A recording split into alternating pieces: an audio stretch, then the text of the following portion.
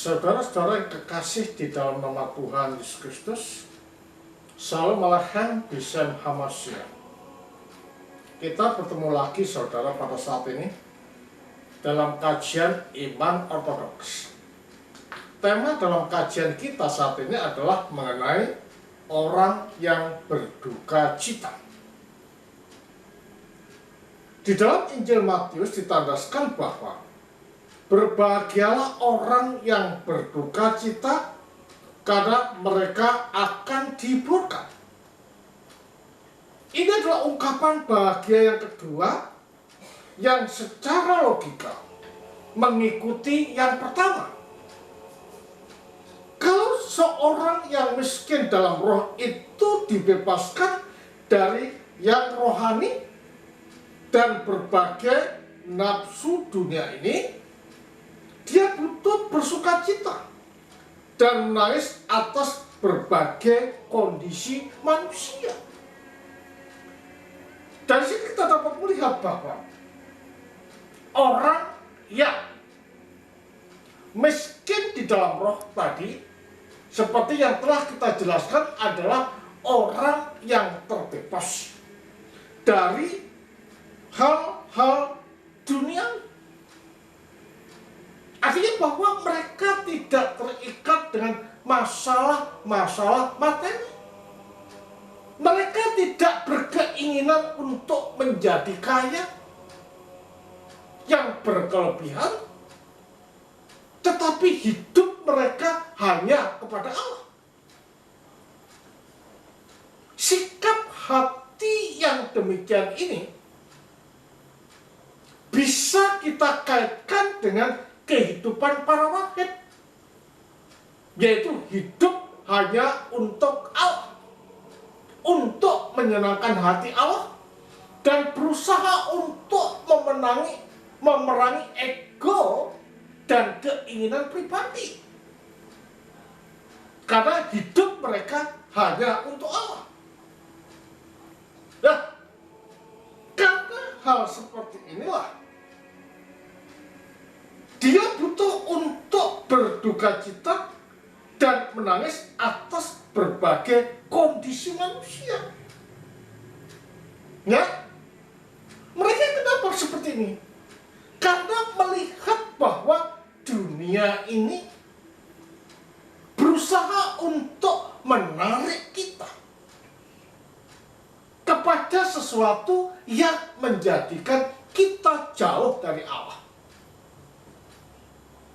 Nah, orang yang mempunyai sikap hati yang ingin menyatu dan suci di hadapan Allah, melihat situasi dunia semacam ini, dia menangis, dia berkabung, dia meratap, karena banyak manusia yang terpikat dan terpilut dengan hal-hal semacam ini. Padahal keterikatan mereka dengan hal yang bersifat duniawi ini mendorong mereka dan bahkan dapat dikatakan menggali kubur mereka sendiri karena terpisah dari Allah. Orang yang miskin dalam roh mengetahui betapa bodohnya dan sedihnya jika seseorang itu tertangkap oleh dosa. Ya, mereka tahu bahwa keinginan dunia ini bukan menjadikan mereka bahagia. Mungkin dapat dikatakan bahagia untuk sementara, tetapi akhirnya ada keterpisahan, ada keterisolasian, ada keterputusan antara dirinya sebagai gambar Allah dari Allah yang menciptakan kita. Dikorbankan oleh kepalsuan dan kejahatan. Ya. Jadi mereka ini yang miskin dalam roh itu merasa prihatin. Mengapa banyak orang terpikat dan tertarik dalam keinginan dunia.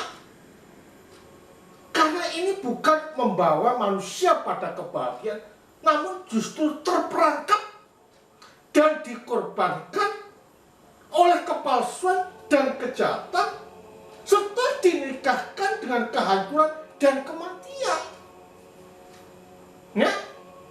Jadi kalau demikian jelas bahwa keterikatan dengan dunia atau benda-benda materi bukan membawa manusia sukacita akhirnya, tetapi kematian dan kehancuran diri orang itu sendiri. Karena apa? Karena terpisah dari Allah, terasing dari Allah, terputus dari Allah, padahal Allah itu sumber hidup. Nah, dengan terpisah dari Allah, padahal Allah adalah sumber hidup, yang ada adalah kematian, yang ada adalah kehancuran di dalam kehidupan manusia itu. Memandang berbagai realita dunia tanpa Allah, dunia ditahan oleh berbagai khayal sia-sianya sendiri. Karena itulah manusia yang percaya dengan Allah jangan cepat gumul, jangan cepat tertarik dengan gemebiarnya keindahan dunia. Karena semuanya adalah tipuan. Sekali kita masuk di dalamnya dan terikat olehnya, maka di sanalah kehancuran sedang menunggu kita. Dunia sedang berpikiran bahwa dirinya sendiri itu kaya dan makmur dan tidak memerlukan apapun. Namun faktanya dunia itu pahit, menyedihkan, buta, dan telanjang. Seakan-akan enak. Dunia tidak membutuhkan apapun. Ketika kita masuk di sana, everything cannot be bought. Segala sesuatu bisa dibeli dan segala sesuatu bisa dicapai kalau kita mempunyai dunia atau uang. Tetapi realitanya tidak seperti itu. Kepahitan, kesedihan, dan duka cita karena kita sedang menggali kubur kita sendiri ketika kita masuk di dalam perangkap dunia itu. Orang yang secara rohani miskin itu hanya berduka cita, mengetahui apa yang ada dari Allah dan apa yang sesungguhnya dengan Allah. Dia akan berduka cita dan menangis seperti para nabi atas bangsa Israel yang penuh dosa, seperti Yesus atas kematian Lazarus dan kota Yerusalem. Hal itu dikatakan di dalam Yohanes 11 ayat 25 dan Matius 23 ayat 37. Seperti Yesus sendiri di dalam taman diperhadapkan oleh cawan penderitaannya sendiri yang begitu tak berperasaan dan kejam. Ya, jadi kalau demikian kita tahu bahwa menangis karena melihat situasi yang sangat menyakitkan. Yesus melihat Yerusalem yang begitu penuh dosa. Yesus melihat Lazarus yang mati, dia nangis. Bahkan ketika di taman, dia juga menangis. Karena apa? Dunia itu tidak pernah menjanjikan apapun di dalam kehidupan manusia. Karena itu saudara, ingatlah dalam hidup. Ingatlah akan Allah. Ingat bahwa kita ini hidup tidak lama. Paling lama ini kita hanya 70 tahun Karena itulah kita patut berduka cita melihat situasi dunia yang kelihatan menawarkan atau menjanjikan kesenangan bagi kita. Tetapi sebenarnya itu membawa kita pada kematian dan kehancuran. Karena itulah hidup manusia harus hati-hati. Terberkati yang sedang berduka cita itu adalah hakikat untuk kehidupan rohani. Jadi orang yang berduka cita melihat situasi yang ada ini sebenarnya adalah hakikat untuk masuk di dalam kehidupan rohani. Artinya bahwa seorang Kristen diharuskan sadar dan tidak cepat terpikat dan menyenangi dunia. Bahkan kadang orang-orang Kristen ini dan kita mengorbankan ibadah dengan Allah hanya semata-mata untuk menempuh kesenangan dunia. Padahal itu membawa kita pada kehancuran itu sendiri. Tetapi dalam kemenangan Kristus, itu bukanlah tidak sehat ataupun tak ada sukacita. Ada sukacita. Ya, sebaiknya itu diisi dengan harapan, dengan kesenangan, dan dengan terang. Ya, artinya bahwa di dalam hidup ini isilah hati kita, isilah batin kita, isilah pikiran kita dengan nuansa yang baik yang dilandaskan akan Allah. Sehingga apa yang ada di dalam pikiran kita, apa yang ada dalam batin kita, langkah-langkah kita adalah langkah yang baik yang menyenangkan Allah. Jadi kehidupan inilah yang dikehendaki oleh Allah. Makanya pada waktu Yesus mengajar di bukit mengatakan, berbahagialah orang yang berduka cita. Ya, dikatakan orang yang berduka cita karena mereka akan dihiburkan. Artinya bahwa kesusahan yang sementara ini yang kita alami itu tidaklah selamanya. Karena ketika kita masuk di dalam penyatu tunggalan dan hidup bersama-sama dengan Kristus, kesusahan, kesedihan, perkabungan akan digantikan dengan sukacita. Artinya dengan istilah dihiburkan. Terkait dengan hal ini, Jana Suci Paulus dalam suratnya menandaskan, namun sekarang aku bersuka cita bukan karena kamu telah berduka cita, melainkan karena duka citamu membuat kamu bertobat. Ya, jadi Paulus itu melihat orang berduka cita senang, bukan karena berduka citanya itu yang disenangi, tetapi duka cita, kesedihan berkabung itu membawa mereka bertobat. Ya, orang-orang di Korintus itu. Sebab duka citamu itu adalah menurut kehendak Allah. Apa yang dikatakan duka cita menurut kehendak Allah? Dia tidak senang melihat gejolak dunia dan keinginan banyak manusia. Tidak memilih Allah tetapi memilih kesenangan jahat. Ini yang menjadikan orang yang miskin dalam roh itu menjadi sangat sedih, menjadi prihatin.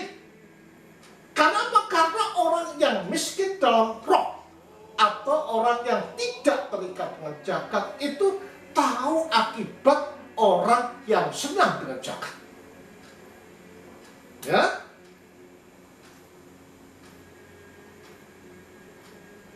sehingga kamu sedikit pun tidak dirugikan oleh karena kami. cita menurut kehendak Allah menghasilkan pertobatan dan membawa keselamatan, dan tidak ada yang disesalkan. Jadi duka cita ini membawa nikmat. Maka dikatakan sengsara membawa nikmat. Karena kita akan disucikan. Bahkan kita memiliki harapan dan keselamatan. Tetapi duka cita yang dari dunia ini menghasilkan kematian. Jadi kita bisa membedakan sekarang. Kalau kita duka cita karena masalah-masalah yang kita buat di dunia ini dan tidak ada keterikatan dengan Allah, itu akan menghasilkan kematian. Itu akan mensengsarakan, bahkan menghancurkan kita. Sebab perhatikanlah betapa justru duka cita yang menurut kehendak Allah itu mengerjakan pada kamu kesungguhan yang besar.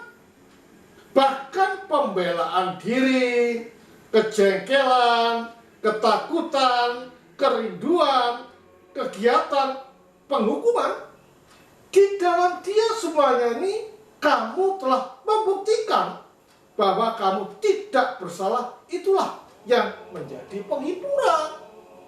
Jadi kadang-kadang kita merasa kok Allah ini meninggalkan kita. Padahal kita ini taat pada Allah. Kita ada rasa jengkel. Kita ada rasa takut akan masalah-masalah yang ada. Tetapi kalau kita melakukan ini, ketakutan, kejengkelan, dan lain sebagainya, karena kehendak Allah, maka kita akan dihiburkan. Jadi kalau demikian jelas bahwa di dalam hidup ini kita diperhadapkan pada pilihan. Duka cita karena Allah atau duka cita karena kita menuruti dunia. Kalau menuruti dunia, kita menanggung akibatnya, yaitu kehancuran. Tetapi kalau duka kita melihat dunia yang begitu kejamnya menyeret kita di dalam lubangnya, maka Allah akan menghibur kita. Di dalam berbagai tulisannya Jana Suci Yohanes Klimakos mengikuti pengajaran Jana Suci Paulus ini. Itu adalah pengajaran klasik tradisi rohani Kristen. Artinya berduka cita karena Allah itu diajarkan oleh gereja. Bahkan ini diikuti oleh para monakos. Monakos sangat sedih melihat dunia. Makanya dia selalu berdoa terus-menerus supaya jangan mereka terperosok, tetapi membenci dan menangis karena keadaan dunia yang makin rusak. Nah, duka cita inilah yang menjadikan mereka dapat penghiburan.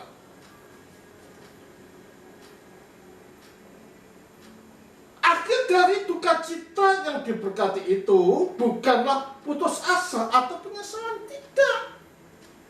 Karena duka cita yang dia ungkapkan itu adalah menangisi apa yang ada di dunia. Dan dia tidak mau masuk ke dalamnya. Karena tahu bahwa masuk di dalam duka cita yang ada di dalam dunia ini akan menghasilkan kehancuran. Itu adalah pertobatan dan keselamatan. Itu adalah duka cita yang mengakibatkan sukacita. Jadi kalau demikian jelas bahwa kita berduka cita melihat situasi jagat yang begitu porak-poranda dan banyak orang yang mengikutinya, kita menangis. Karena kita tahu bahwa akibat dari orang-orang yang terikat dengan materi, terikat dengan kesenangan jagat, itu menghancurkan dan mematikan orang itu sendiri. Lah, kalau kita berduka cita karena melihat situasi semacam itu dan berdoa supaya mereka bertobat, maka kita akan dihiburkan. Duka cita menurut Allah adalah kesedihan jiwa dan sifat hati yang berduka cita dan sedih, yang selalu dengan gila mencari orang-orang yang haus. Haus apa? Haus akan kebenaran. Nah, tujuan daripada mereka mencari itu adalah supaya orang-orang ini tidak masuk dalam perangkap dunia, tetapi kembali lagi kepada Allah, supaya sama dengan orang yang merasa berduka cita karena gejolak dunia, dia pun juga akan melakukan hal yang sama. Sehingga sebagaimana kita dihibur, diselamatkan, dan dikuatkan, mereka yang kembali kepada Allah itu pun juga mengalami hal yang sama. Pertahankanlah terus sukacita yang terberkati. Duka cita bergabung kudus. Dan jangan berhenti kerja sampai membangkitkanmu tinggi di atas hal-hal dunia ini dan menghadirkanmu suci, murni di hadapan Allah. Jadi kita suruh bertahan dan jangan pernah stop untuk melakukan pekerjaan suci dan membawa manusia yang terpikat dari dunia ini untuk kembali kepada Allah. Buah dari duka cita yang mengerikan itu adalah kemuliaan dan memuliakan diri yang sia-sia. Nah, buah duka cita yang mengerikan ini adalah menunjuk pada buah duka cita dunia. Kita sedih, tetapi bukan untuk Allah. Tetapi kita sedih dari buah duka cita yang mengerikan karena perbuatan kita sendiri. Jadi tidak ada apa yang dinamakan akibat ke depan yang membahagiakan. Tidak. Tetapi akibatnya adalah kesedihan karena kita buat sendiri masuk di dalam kesenangan dunia. Tetapi lain halnya kalau buah duka cita itu yang terberkati itu adalah untuk penghiburan. Artinya bahwa ini adalah buah duka cita yang dilandaskan akan kekhawatiran, akan keprihatinan orang yang miskin di dalam hati atau di dalam roh. Sehingga dengan demikian menangisnya, kesedihan itu akan membuahkan hasil, yaitu penghiburan. Karena kita telah merasakan apa yang dirasakan oleh orang-orang yang prihatin akan keadaan dunia. Seperti halnya contoh para monakos, para rahib yang selalu menangisi dan berdoa untuk kebahagiaan atau kesenangan dunia.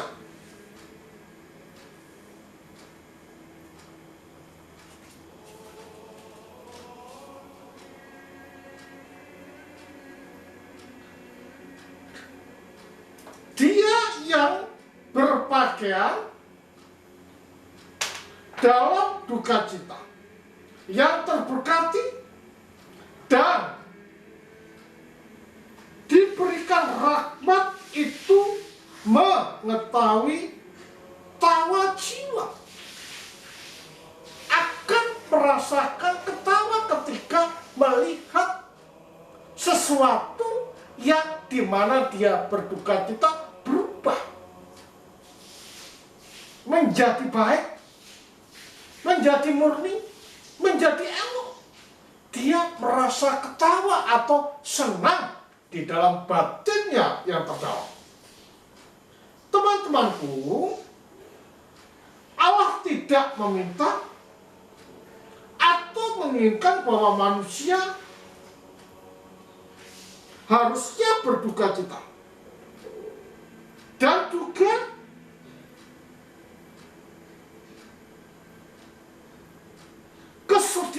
hati, namun keluar dari cinta kasih bagi dia yang harusnya dia bersukacita dengan tawa rohani. Ya, mengapa demikian? Dia bisa ketawa rohani karena di samping dia melihat keberadaan dunia yang makin lama makin mabuk, sementara di sisi lain dunia bisa berubah. Orang tidak terikat dengan di sana karena doanya. Maka ada apa yang dinamakan dengan ketawa rohani. Ketika aku menganggap suatu kesusahan yang nyata, aku kagum pada bagaimana itu disebut duka cita. Berkabung harusnya itu berisikan sukacita dan kegembiraan di dalamnya seperti madu disisir. Ya. Jadi kalau demikian jelas manusia ini perlu adanya duka cita. Itu hanya dialami oleh orang-orang yang miskin di dalam roh. Selalu menangis, selalu sedih melihat keberadaan dunia bukan makin baik, dan banyak orang yang terpikat dengan hal-hal duniawi. Mereka sedih, yang suci hatinya. Mereka sedih, yang miskin rohnya. Melihat situasi ini, berdoa supaya jangan banyak orang terpikat dan masuk di dalam jebakan kesenangan dunia. Berubahnya mereka tidak tertarik, yang punya tertarik pada hal-hal yang jasmani, menjadikan orang yang miskin dalam roh itu bisa ketawa secara rohani, atau dikatakan ketawa rohani. Karena apa? Karena dunia bisa berubah. Orang tidak terpikat dengan hal-hal seperti itu. Jadi jangan membuat gairah obat melawan nafsu. Kata Jana Suci Nios dari sini, jangan sampai kamu marah. Dia yang telah memberimu berkat duka cita dan air mata ini. Karena dalam menumpahkan air mata untuk dosa-dosa mereka, banyak orang melupakan maksud air mata dan menjadi gila. Mereka tersesat. Artinya apa? Artinya kita senantiasa melihat, ya, dengan cucuran air mata, sedih melihat orang terperangkap dengan rayuan-rayuan dunia, dengan kemewahan-kemewahan dunia. Bahkan dunia dijadikan sebagai gantinya Allah. Nah, melihat seperti inilah, orang yang miskin dalam roh itu merasa sedih, merasa berkabung, merasa sangat susah. Nah, jalan satu-satunya yang ditempuh agar mereka tidak selalu masuk di dalam sengatan dunia adalah doa. Meminta pada Allah melalui rohnya supaya mengubah orang tidak terpikat, tidak tertarik, dan menghindari keinginan dunia. Ya, karena itu katakan, karena dalam menumpahkan air mata untuk dosa-dosa mereka, sedih, ya, prihatin. Mengapa orang bisa terperosok di sana? Banyak orang melupakan maksud air mata, tidak menghiraukan bahwa air mata yang dicurahkan oleh orang yang miskin dalam roh ini untuk kebajikan mereka. Tapi mereka tidak sadar, bahkan melupakan jerih payah orang yang miskin di dalam roh mendoakan mereka supaya tidak masuk terlalu dalam kepada keinginan-keinginan dunia. Bukankah saat ini orang lebih mengutamakan dunia daripada Allah. Menganggap bahwa dengan mempunyai banyak uang, dengan mempunyai banyak gedung, dengan mempunyai banyak aset, everything is happy. Tetapi sebenarnya itu hanyalah kesenangan maya. Lebih baik kita duka cita melihat situasi dunia dan berdoa. Karena orang yang berduka cita karena kesalahan itu akan dihiburkan dan menjadi gila. Mereka tersesat. Karena apa? Tidak menghiraukan doa-doa orang yang miskin di dalam roh. Sehingga mereka tersesat dan menjadi gila. Gila apa? Gila terhadap suasana jagat. Dia gila dengan keterpikatan dengan harta benda dan mengumbar nafsunya. Nah, orang-orang seperti inilah perlu kita doakan, perlu kita bersedih, perlu kita bergabung dan mendoakan mereka agar mereka bisa bertobat. Nah, bertobatnya mereka kepada jalan Allah dan meninggalkan hal-hal yang bersifat duniawi, orang yang rendah hati, orang yang miskin dalam roh, atau orang yang berduka cita karena kesalahan-kesalahan atau dosa-dosa orang-orang itu akan dihiburkan jika melihat mereka berbalik dari keduniawian, dari nafsu-nafsu dunia, dan berpaling kepada Allah yang hidup. Jadi sebagai prinsip saudara, jangan terpikat dengan keinginan dan kesenangan dunia. Jangan terpikat dengan kemuliaan atau kemewahan daripada dunia, dan kita menjadikan dunia sebagai gantinya Allah. Jangan. Karena itu akan menghancurkan dan membawa kita pada kematian. Tetapi berduka cita, bergabunglah dan menangislah terhadap suasana jagat yang semacam ini, serta berdoa supaya tangis, duka cita, dan kesedihan kita terhadap kesalahan-kesalahan yang ada akan dihiburkan, karena duka cita yang kita lakukan ini adalah duka cita di dalam Allah.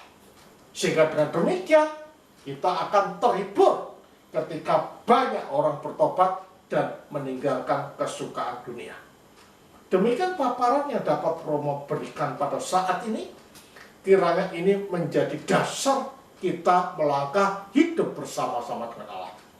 Kemuliaan bagi Sang Bapa, Sang Putra, serta Sang Roh Kudus. Amin.